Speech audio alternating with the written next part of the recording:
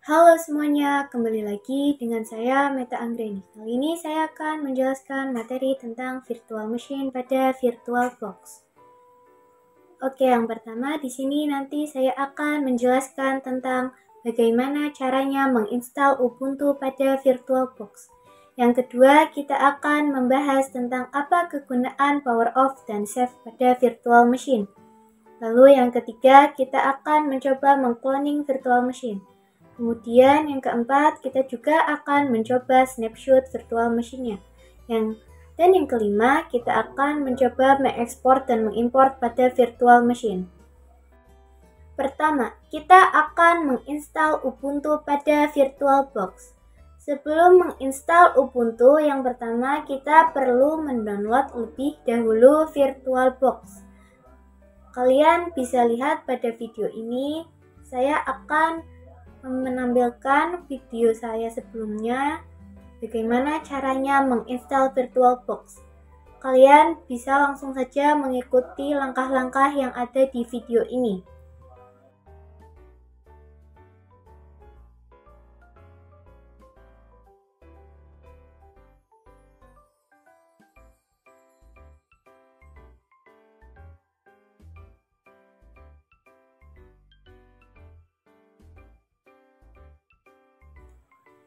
Setelah kalian mendownload VirtualBox-nya, di sini kalian bisa langsung saja menginstal Ubuntu. Kalian bisa membuka aplikasi pencarian. Saya akan menggunakan aplikasi Microsoft Edge. Setelah itu, kalian bisa langsung cari saja Ubuntu Server Download. Lalu kalian harus pilih yang website resmi Ubuntu, yaitu ubuntu.com. Karena kita akan melakukan install menggunakan aplikasi tersebut. Setelah itu, kalian bisa langsung download saja aplikasi Ubuntu Server. Di sini ukuran aplikasinya memang agak besar, jadi perlu waktu lama untuk mendownload. Untuk mempersingkat waktu, di sini saya percepat saja ya. Oke, lalu apa yang akan kita lakukan dengan aplikasi Ubuntu-nya? Yang pertama, kalian bisa langsung saja masuk ke aplikasi VirtualBox terlebih dahulu. Setelah itu, kalian bisa langsung saja klik New. Di sini kalian bisa memberi nama untuk filenya dan kalian bisa mengelokasikan di mana filenya akan disimpan. Lalu type-nya kalian bisa pilih saja Linux dan versionnya butuh yang Ubuntu 64-bit. Di sini kita bisa mengatur prosesor yang kita butuhkan untuk merunning Ubuntu yang telah kita install. Agar cepat menginstalasinya, aplikasi servernya saya akan ubah menjadi 3. Dan base memorinya saya default saja.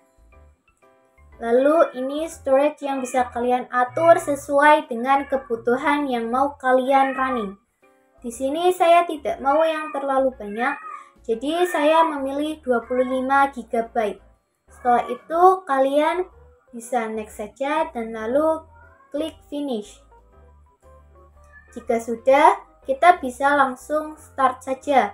Karena kita belum memasukkan file ISO yang kita install, maka VirtualBox akan meminta file ISO yang akan kita gunakan. Nah, di sini kita bisa memasukkan file Ubuntu Server yang sudah kita install tadi. Lalu kalian bisa klik Mount and Retrieve Both. Oke, setelah itu otomatis akan memasukkan file tersebut dan otomatis ngebooting file yang sudah kita buat. Setelah itu kalian bisa tunggu saja. Di sini kalian bisa pilih yang English, lalu enter. Setelah itu yang ini kalian bisa klik done. Lalu yang ini juga done lagi. Kalau kalian mau memilih, di sini kalian bisa menggunakan tombol arrow saja. Dan misalkan mau diklik, kalian bisa menggunakan tombol enter. Di sini proxy address-nya bisa kita skip saja. Jadi saya akan klik done. Dan mirror address-nya juga bisa kita skip saja. kita klik done lagi. Ini juga bisa kita done karena kita tidak memerlukan konfigurasi tambahan. Jadi kita klik done dan lalu terakhir kita klik continue. Di sini kita harus memasukkan nama kita. Di sini saya ketik saja Meta Anggraeni dan nama servernya mau kita namakan apa. Misal saya akan menggunakan Meta Server. Lalu pencet arrow ke bawah. Pick username. Saya akan menggunakan Meta 4127. Setelah itu password yang akan kita gunakan untuk masuk ke servernya. Di sini agar mempermudah saya menggunakan angka 54321. Setelah itu konfirmasi passwordnya.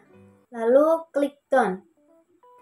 Di sini kita bisa enter saja. Setelah itu klik, lalu yang ini done. Di sini merupakan bagian yang prosesnya memang cukup lama sekali dan memakan waktu sekitar 30 menit. Jadi tidak apa-apa, jika prosesnya lama kalian tidak usah khawatir, kalian bisa tinggal saja.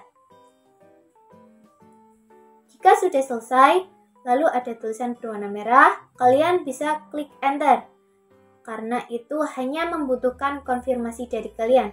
Apakah kalian mengkonfirmasi kesalahan yang terdapat pada instalasi dan itu tidak akan terpengaruh pada step-step selanjutnya? Jika stuck, kalian bisa enter saja. Lalu kalian akan dimintai login. Kalian bisa masukkan saja nama dan password yang sudah kalian buat tadi. Jika kalian berhasil masuk, maka server atau virtual machine yang kita buat telah berhasil. 2. Power off versus save. Pada video sebelumnya kita sudah berhasil menginstal virtual machine.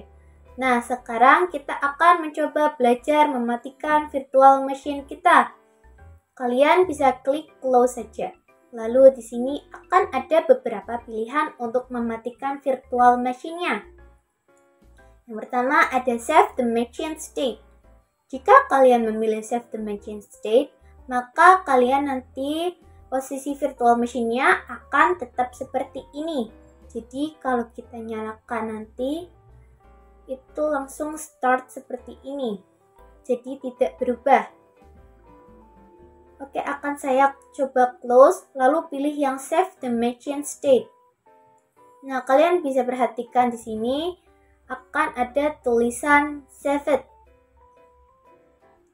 Selanjutnya, saya akan mencoba start dan perhatikan di sini kita kembali ke posisi persis yang seperti tadi. Jadi tidak perlu melakukan login lagi. Tapi ketika kita close, lalu kita pilih yang power off the machine, maka nanti ketika kita nyalakan lagi virtual machine-nya akan ngeputing dari awal lagi. Nah, perhatikan di sini ada tulisan powered off. Dan kalau sudah kita start, dia akan ngeputing lebih lama daripada yang tadi. Dan nanti setelah selesai puting, kita akan dimintai login ulang lagi. Kalian bisa langsung saja masukkan password dan username yang sudah kalian buat tadi.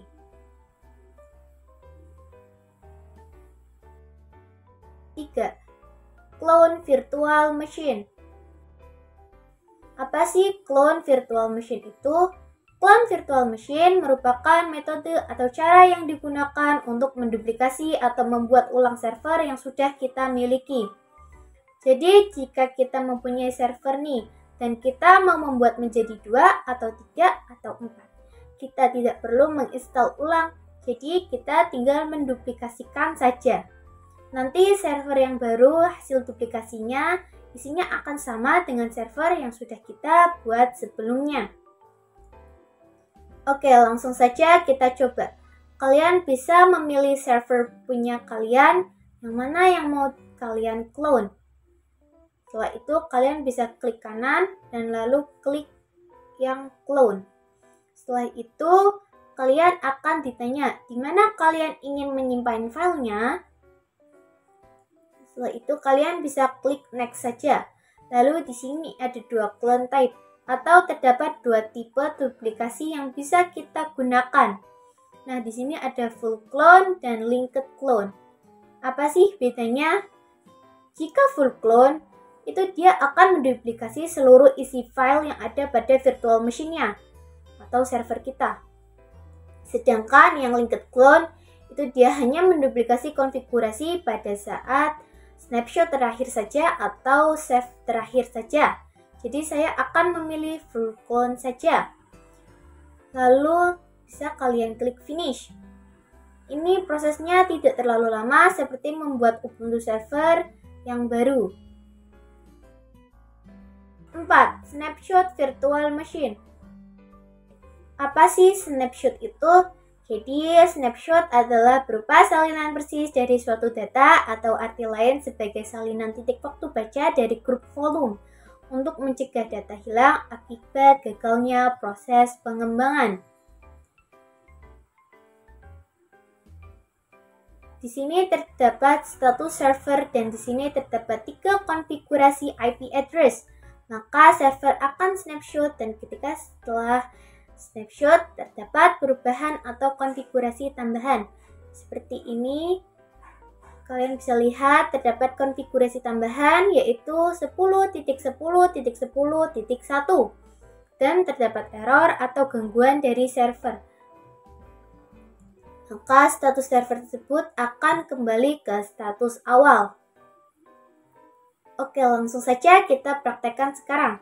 Kalian bisa buka aplikasi VirtualBox. Lalu kalian bisa klik saja tombol garis 3 yang ada di sebelah kanan. Lalu pilih snapshot. Di sini kalian bisa memilih take. Bisa dengan menggunakan nama default server. Di sini deskripsinya opsional ya, jadi bisa kalian kasih atau tidak apa-apa karena tidak akan terpengaruh. Lalu tinggal klik OK saja. Jadi snapshot yang saya buat tadi masih kosong tanpa ada konfigurasi ataupun file apapun. Setelah itu saya akan kembali ke detail untuk mencoba running. Lalu kalian bisa pilih start. Setelah itu di sini saya akan membuat 3 file baru dengan perintah touch. Yang pertama, touch m.txt, lalu touch e.txt. Selanjutnya, touch t.txt. Dan yang terakhir, touch a.txt. Lalu bisa kalian klik ls. Setelah itu, saya akan power off the machine. Nah, sekarang saya akan coba kembali ke snapshot yang tidak ada file apapun.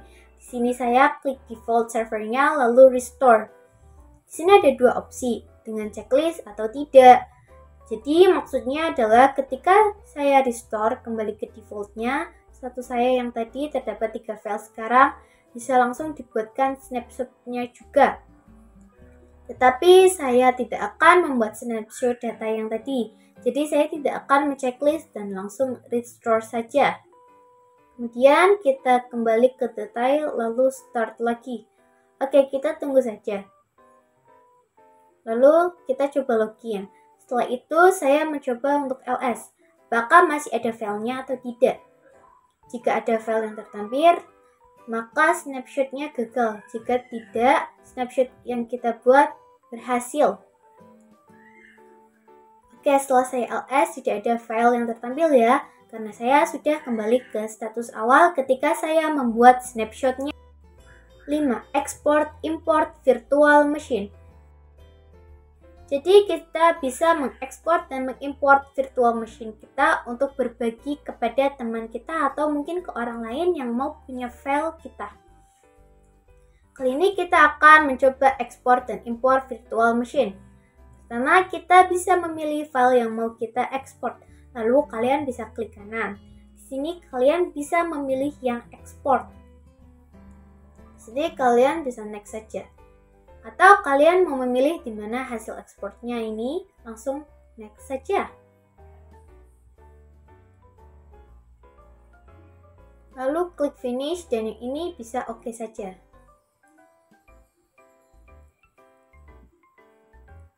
Sekarang akan saya coba cek lalu masuk ke dokumen. Kemudian kalian bisa lihat di sini kita sudah punya Ubuntu server.ova. Nah, lalu kalian bisa double klik saja. Kalian bisa pilih aplikasi VirtualBox. Kemudian dia akan otomatis mengimport ke aplikasi VirtualBox-nya. Kalau kalian ingin mengganti namanya, kalian bisa menggunakan double klik. Misal saya ganti menjadi Ubuntu Server Import. Lalu kalian bisa langsung import saja. Sepertinya di sini prosesnya lebih cepat ya dari yang sebelumnya. Oke, perhatikan di sini hanya proses importnya sudah selesai. Saya akan coba start Ubuntu-nya. Seharusnya ini akan persis seperti Ubuntu yang tadi. Oke, di sini kalian bisa login saja seperti tadi. Di sini saya akan ketik username yang saya gunakan yaitu meta427. Lalu saya akan memasukkan password yang tadi saya buat yaitu 54321. Lalu kita enter. Dan saya sudah berhasil masuk ke Ubuntu server importnya. Sekian video penjelasan dari saya, mohon maaf jika ada salah kata. Terima kasih telah menonton dan sampai jumpa pada video-video selanjutnya.